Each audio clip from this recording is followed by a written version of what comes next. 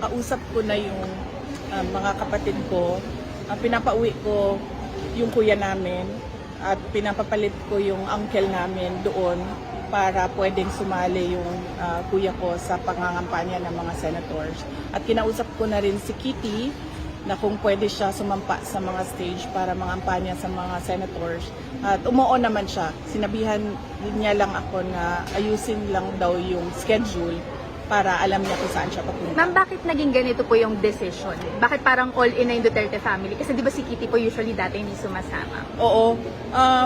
Humingi kasi ako ng tulong dahil konti na lang yung oras at ang utos sa akin ni PRDI, idiretso sa mga tao, diretso sabihin sa kanila na i-block vote, i-straight voting yung 10.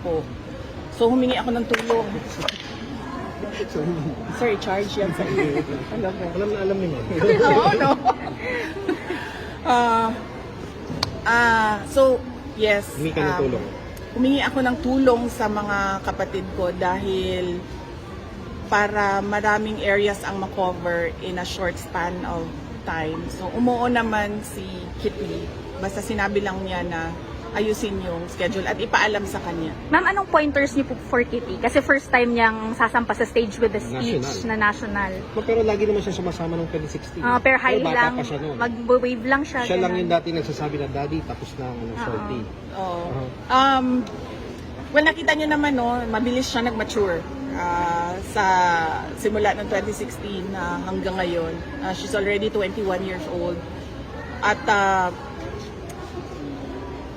Duterte siya eh. So, naiintindihan niya at nasa dugo niya yung pagiging politiko.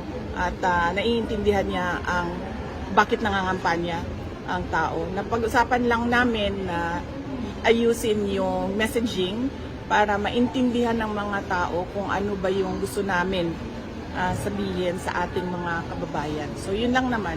Para pareho kami ng mga sinasabi sa lahat ng stage.